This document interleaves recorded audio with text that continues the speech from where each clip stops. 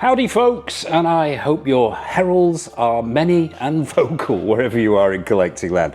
And welcome back to the channel for another 1/6 scale figure preview. So, Hot Toys, they are getting busy as we move into 2026, and they've given us another figure. I believe that's 2 in a week. The one that's dropped overnight is their take on the comic book version of Norrin Rad, aka the Silver Surfer. This is the comic book version, not one from the many film iterations that we've seen. But before we dive in and have a look at the pictures, I'd like to send a Galactus size shout out to everyone who supported the channel. And please drop a like and hype on this video as it helps other people find Go Figure. And if you haven't already, be sure to hit that subscribe button and bell notification icon so you're not missing any of the 1/6 scale reviews, previews, news, tours, showcases, and all that other good stuff that we've got coming up. So let's dive in and take a look. And I'm going to say from the get-go here, I am a fan of Silver Surfer, grew up on the Marvel comic books, let it go a little bit in adulthood, so my knowledge is not, how shall we say, it's not complete on the Silver Surfer. Yeah, that being said, let's have a look at the pictures. And the first shot that Hot Toys have given us, I've got to say, first time I saw this, and this was only a matter of minutes, hours ago, I was impressed. The first time I looked at it, I thought this looks fantastic. You've got that super high chrome, high gloss finish to the figure itself. The head sculpt looks really accurate to the comic book. The proportions look right. He comes replete with surfboard. Where would the Silver Surfer be without his silver surfboard? Straight away I'm thinking this looks very good indeed and will be very impressive in the display. It wasn't until I got a little bit further in that some misgivings started to appear, but we'll get to those. So yeah, initial reactions here are pretty good, but we'll take a look at the next shot. Now we've got him atop the surfboard again. Detailing on that surfboard is comic book accurate, very simple, super high gloss finish with those stripes down the underside there. So couldn't really make a mess of that one. It was the body, not the proportions. They're on point. The muscularity's there. The screen accuracy, or the comic book accuracy, the page accuracy, should we call it, is there. It was the nature of the design of this body. Second look, and I'm thinking, hang on a second, what have we got here? This is essentially a 6 scale body that's been spray painted chrome. Just that, nothing else. Now, I can't see another way around that, how Hot Toys could have done that. Couldn't really do a seamless body because silicon and chrome paint don't mix very well together. But it just sort of, I started to get wafts of Marvel Legends or Hono or something like that. It didn't strike me as a Hot Toys figure, or at least not one that commands a Hot Toys price tag. But we will continue, we will soldier on. Articulation's not going to be a problem. You've got no issues with clothing or anything like that hindering the articulation of the figure, and it's just a body, so there you go. But yeah, as we said, muscularity is there. The joints themselves, well, let's zip onto another shot and see if we can't get closer to those joints. The articulation is there. You've got those smooth feet, you've got ball joints at the ankles there. Well, ball joints by the looks of it with the hands. I'm assuming we're going to have swap out hands here. The all shot at the end will tell us that. The normal joint at the shoulder there. And yeah, you're going to get gaps. Now, Silver Surfer was super smooth, but the way they've done this, you're going to get the gaps at the shoulders, you're going to get the gaps at the elbows and at the waist as well. And probably in the upper abdomen too, to get that articulation. Is there another way around that? Probably not, but yeah, it does sort of lean towards not the high-end side of the market, in my opinion, but articulation looks good, and apparently he has magnets in his feet to attach him to this board, but I'm sure we'll get to the details of that. So on to the next shot. We've got him clutching Thor's hammer Molinar. Now, I'm assuming, I think there was Thor became the Herald of Thunder at some point in the comic books, and I'm assuming that's why Thor's hammer is playing a part here. Correct me in the comment section if I'm getting that wrong. But yeah, we've got the hammer there, and past masters are doing Thor's hammer, Hot Toys, so shouldn't be any issues there. But I'm going to assume that's sculpted plastic. And once again, we're seeing him on atop the board itself. Now, mentioned it was magnetic. How strong those magnets are? Will they hold him in poses like this? Because action poses. Yes, museum poses lend themselves to Silver Surfer, very, very sort of quiet, dignified, but we also want those dynamic poses as well, so hopefully those magnets will be super strong and keep him attached to the the board itself. On to the next, another action pose here, and we're getting some of these sort of resin type effects going on. I'm assuming that's the top of the base, I'm sure we'll get to see that. And this sort of resin effect on the hand as well, with those lovely shades of blue and purple going on in there. Collectors of Hot Toys will recognise the material and the style of this. It just slides on over the arm itself, but the detailing's looking great, particularly on the hammer there as well. We have got, I'm going to lean in here, whosoever holds the hammer, if they be worthy, shall possess the power of Thor. So some nice detailing there. On to the next shot. Now I don't think he's magnetically attached here. Now, is this board coming away from the base here? I am assuming it will do. I'm assuming as well we're going to get a dynamic flight pole with this. Where that attaches is going to be interesting. I'm assuming it's going to screw into the base as it normally does with a Hot Toys figure. However, supporting the board, if we're going for a dynamic sort of flight pose, it'll be interesting to see how that works. But we've got more of that resin effect on the base itself. I'm sure we'll get a clearer shot of that base, but yeah, and I'm assuming there's going to be a name plaque on the front. We'll zip on to the next shot so we can see that. But these museum poses that I mentioned, that are quite synonymous with the Silver Surfer as well, look very good.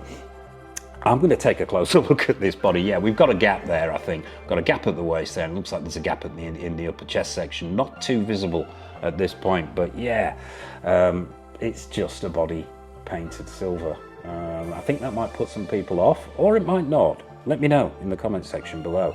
On to the next. We've got him now. I'm assuming then that this board is going to move around on this base. Or is it not?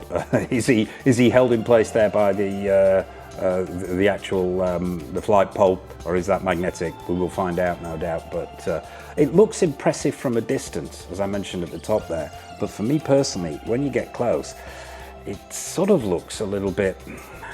It looks a bit lazy. I've got to be honest. It looks like more thought could have gone into how this figure would be produced for the high-end market.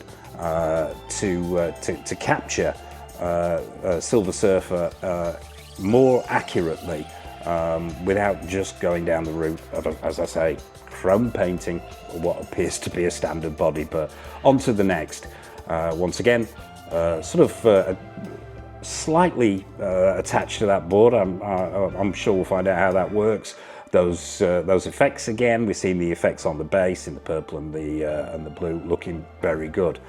We've got him next to the board here, super high gloss, obviously getting his reflection in there, and I think it looks very, very good. You're going to have to handle this one with gloves, literally, if you're picking it up, because I can imagine if it's anything like the liquid metal T1000s, these things are going to be fingerprint magnets.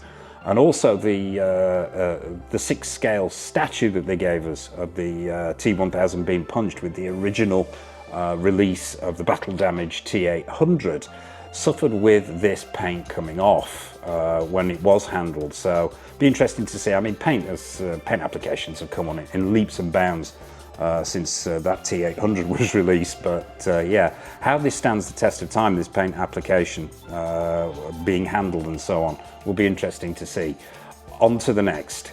We've got him atop the board, coming straight at us. We've obviously got fisted hands, and we've got open palm hands as well. No doubt we'll see the full complement of hands in the all shot at the end. This is where we're starting to see the joins, maybe where this is coming a little bit unstuck. Obviously waist joint there, we've got a joint at the top of the thighs where they meet the abdomen, and yeah, it looks like there's a line across the lower chest area there as well, where that articulation is going to work too. On to the next shot, clutching the hammer again, those effects on the board there. I'm a bit fascinated to see how this thing works in conjunction with that diorama display, because we're seeing the board vertically and we're seeing it horizontally as well. Interesting to see how that plays out in the finished product, but yeah, nice photographs here. This is the kind of figure that photographs itself. These super high reflective figures, if you just stick a decent light close to it, you're going to get some decent shots. But overall, it's looking very, very accurate. But I cannot help but have these serious misgivings that this could be a little bit lazy, as I mentioned before. On to the next shot, another close-up, pretty similar to the last one really. We're zooming in now, seeing the hammer in more detail. It's got the cracks in there, the detailing is great on the handle, and the bindings, yeah, well, that goes without saying. We are seeing the gaps here now. We're starting to see them in the wrist, we're starting to see them in the shoulders. I don't know a way around that. I really can't think. I've been collecting for 6-scale figures for many years. I'm assuming this is going to be a hard plastic. I cannot think of another way of doing this, short of actually making it more like a static statue and having completely swap out upper body sections that are in a dynamic pose or a neutral pose, and having 1 or 2 swap out upper body sections. I can't see a way of getting this guy seamless, and unfortunately it is that kind of figure that begs to be seamless.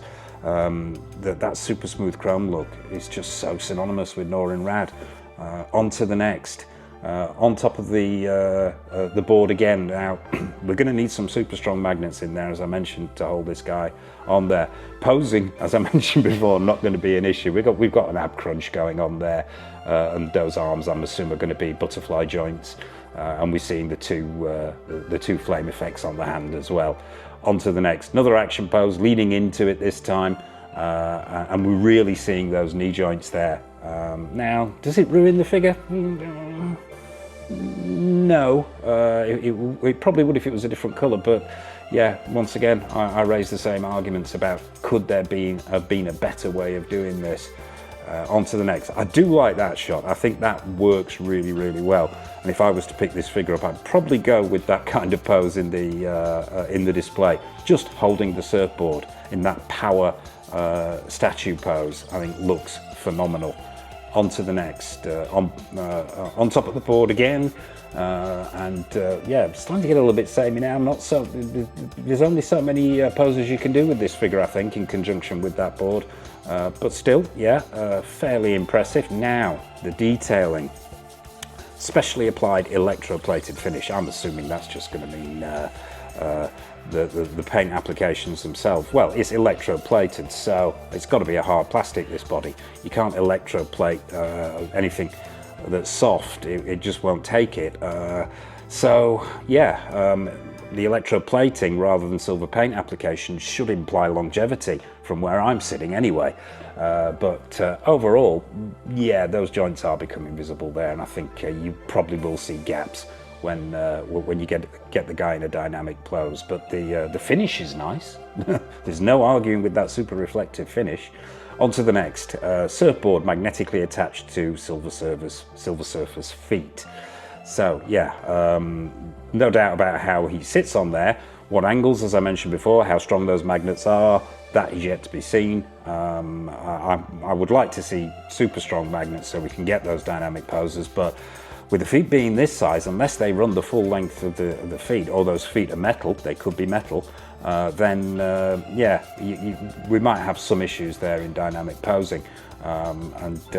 Yeah, how it works in conjunction with supporting that board on the base there. Once again, another question mark hangs over this figure. And finally, the all shots. Pretty much all the shots that we've seen before. We've got him dynamically surfing there. We've got him in that museum pose that I like so much. We're seeing the Thor's hammer there, the feet, 2, 4, 6, 8 swap out hands. So that's nice to see. The 2 purple flame effects for either hand. The purple flame effects on the base there. And I think, correct me in the comment section if you know differently, that it pretty much looks like the entire base is just that resin. Now, I think that's a good idea, I've got to be honest. Rather than having the usual Hot Toys hexagon and then having the that sort of purple effect stuck on top of it, I think it will look so much better in the display if it's just that solid piece of resin and then the Silver Surfer emerging from it. Dynamic flight pole in the back if Mr. Go Figure's big fat head is not in the way, and we're seeing that detail as well, and on the right hand side as well, those shots that we've already seen. So there we have it, folks. That is Hot Toys Silver Surfer from the Marvel comic books. Right then, thoughts. I'm pretty certain I'm not going to be picking this one up. I think, as I mentioned, it just looks to me too much like a Marvel Legends figure or a Hono figure, although it looks like that Hono line is coming to an end. The price tag here, and this poses some interesting questions. Where is this going to be pitched price-wise? Now, I've done as much rummaging as I can and looked through all the blurb. I can't see a price tag or a release date on this guy. Now, if the price tag comes in around the average Hot Toys figure, which can be anywhere between sort of $300 to 250 UK pounds upwards for a new one, I'm not seeing the money here in this figure. I'm not. I think apart from the electroplating, this thing is just lazy. There's nothing new, there's nothing innovative here. It doesn't feel to me like Hot Toys have thought, right, we're going to make a high-end Silver Surfer figure, even though it's difficult. We're going to find ways around this. I think what they've done is just sat down and gone, okay, we'll take a body, we'll electroplate it and stick a head on it and a surfboard. That's my feelings. Please don't shoot the messenger. What are your feelings on this? I'd be fascinated to hear your take on this. Am I getting this all wrong? Is this a phenomenal figure? Are you a fan of Silver Surfer? Are you a fan of Marvel comic books? What are your thoughts on Hot Toys? What are your thoughts on anything at all? Nothing is off menu, so please drop a comment in the comment section below. What have we got coming up on the channel? Well, the long-awaited tour video, the updated tour video, is going into its final edit, so that should be going up soon. But we've got plenty more reviews coming up of new figures from Hot Toys, In Art, Susu Toys, Present Toys, Caustic Plastic, Exo 6, Iconic Studios, the list goes on. We've got plenty more reviews, previews, showcases, and all that other good stuff, as I mentioned. So, I suppose all it remains for me to say is a massive thank you for watching. As always, I hope this preview has been useful for you. It's caused me to scratch my head a little bit, that's for sure. And I suppose all it remains for me to say is from myself, from Norrin Rad, aka the Silver Surfer. Until next time on the channel, take care of yourselves and happy collecting.